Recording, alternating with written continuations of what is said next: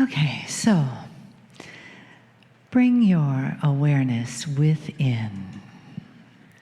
And you can do that with your breath. And bring it in with your consciousness also.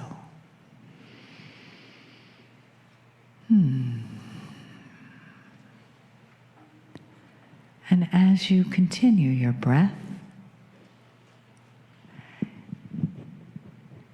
bring it into your heart and let it expand right there. Feel the love of the star mothers around your heart and around your body and around the room. One of the wonders of not having a physical body, as they do not, is to inhabit so much space. And take another breath in. And allow now your mind to slow down. Be in the right now, right here, where there is nothing else to do, but hold the space right where you're sitting. Become open. You are each a vessel into which information comes, but also which information is revealed. And as we did yesterday, we begin to reveal more layers of our deep connection to our Lemurian, Pleiadian Akash.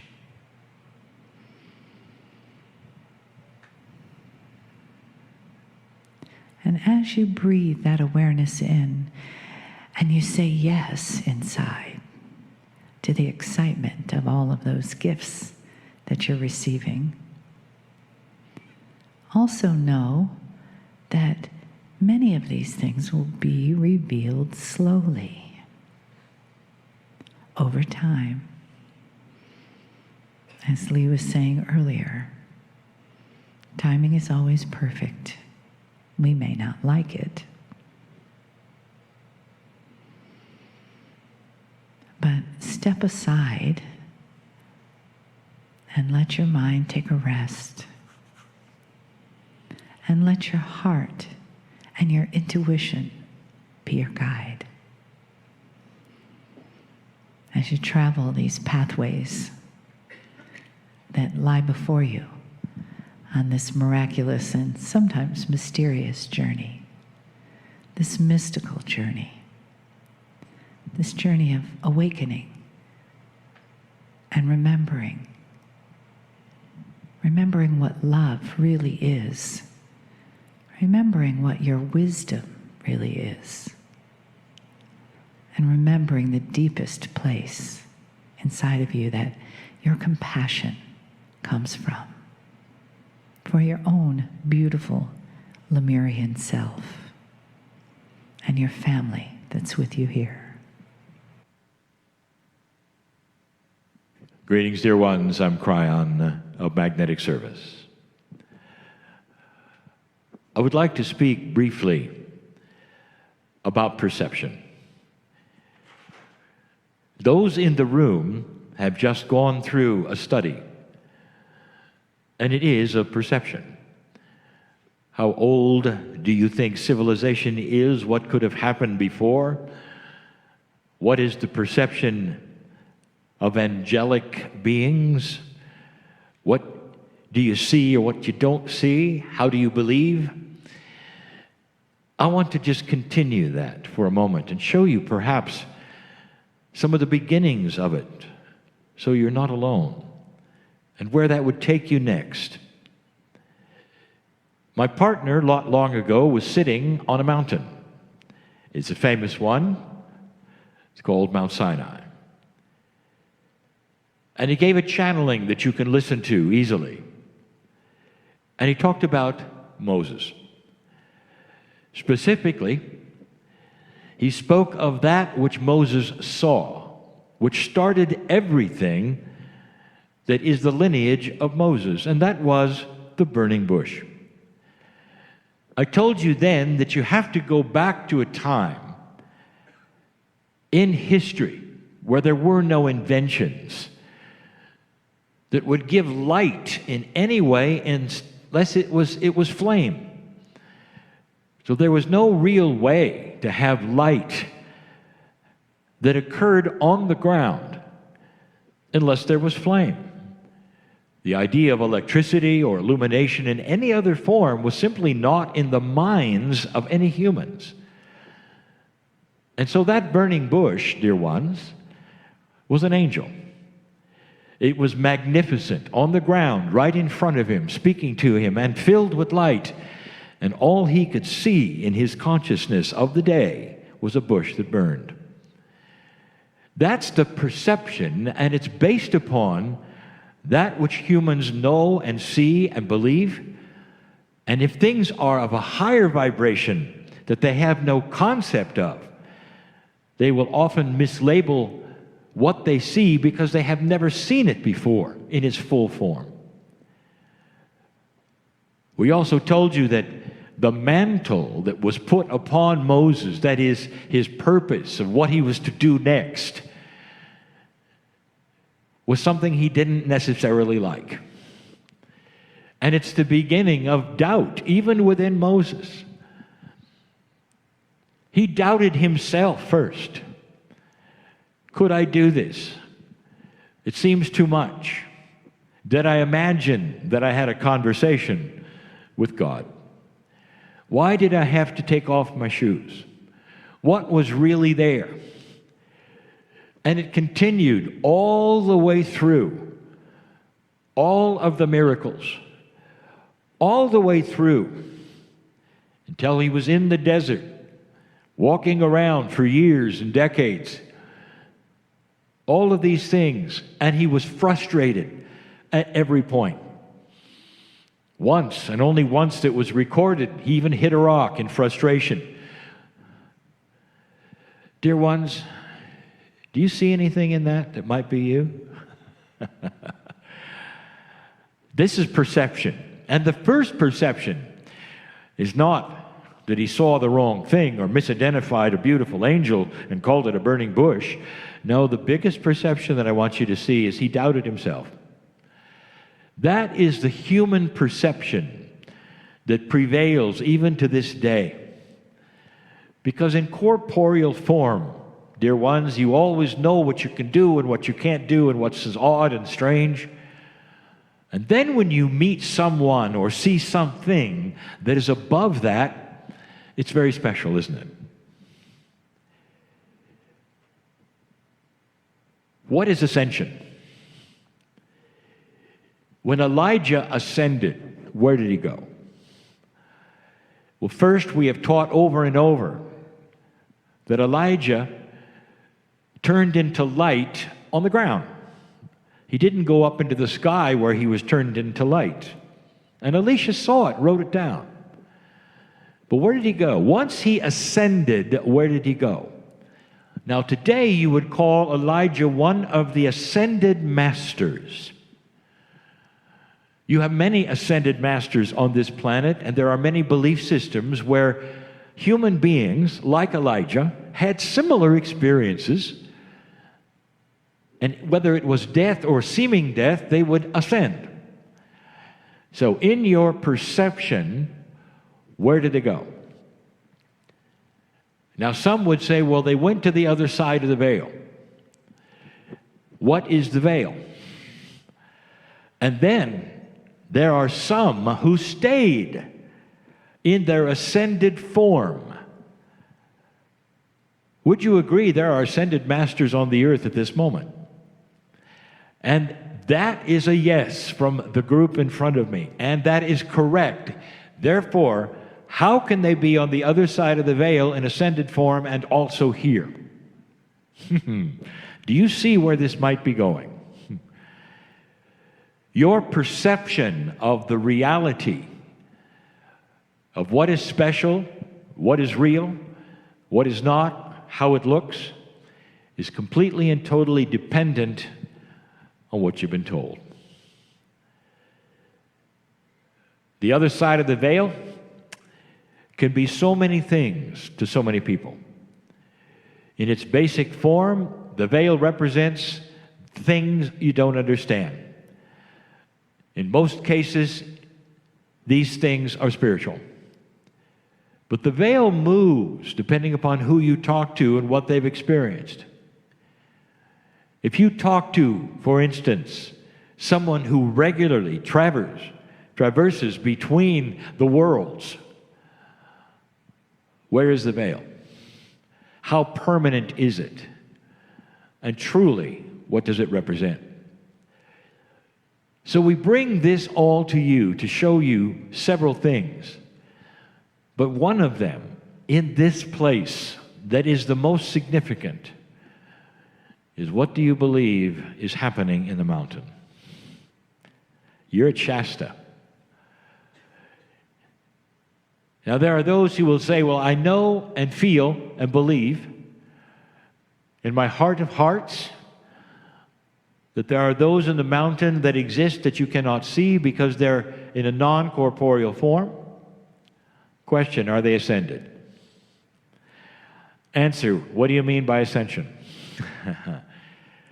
And this is where you get into the semantics and where the words will actually turn people off or they will not go any further.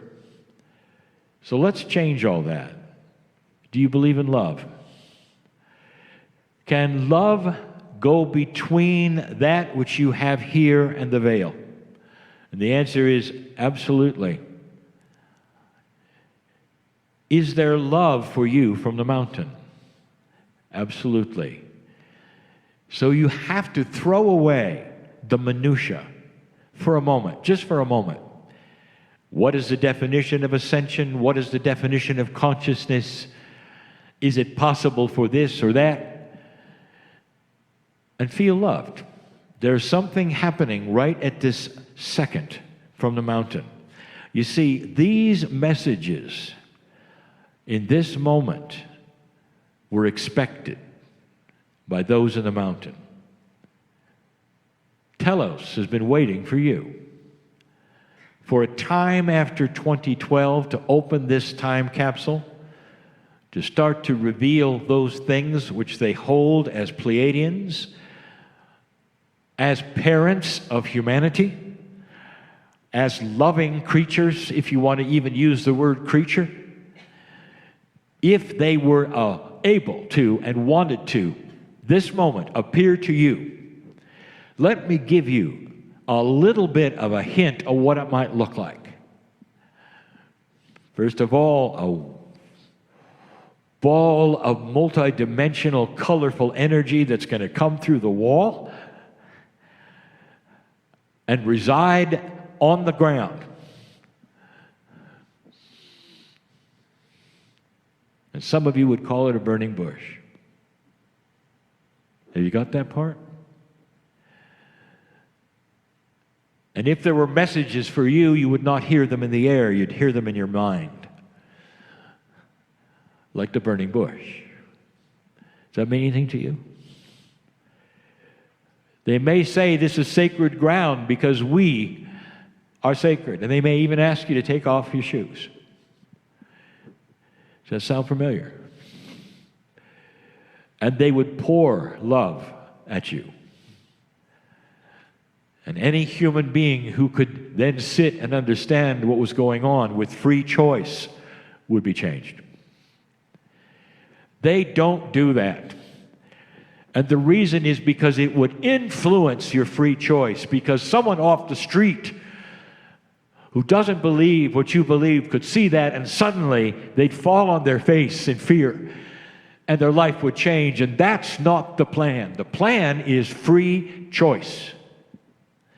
And the most that they are allowed to do under these rules is to appear and disappear in the corner of your eye, perhaps, and to love you so much you can't deny it. To love you so much you can't deny it. Imagine waiting all that time for 2012 to arrive. watching the planet just barely start to react to new energy. But immediately, old souls are starting to remember. There is a plan. We've got something to do. And there are those we want to meet, and we don't understand where they are, but they feel like loving parents. Welcome to the shadow of the mountain.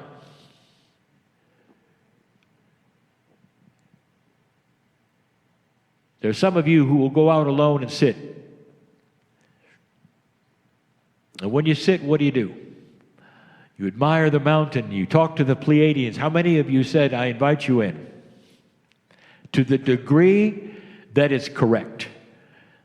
Mother, father, parent, that's the energy of the mountain to you. Not odd, not strange, not a multidimensional portion of the galaxy that you don't understand that somehow resides in the mountain.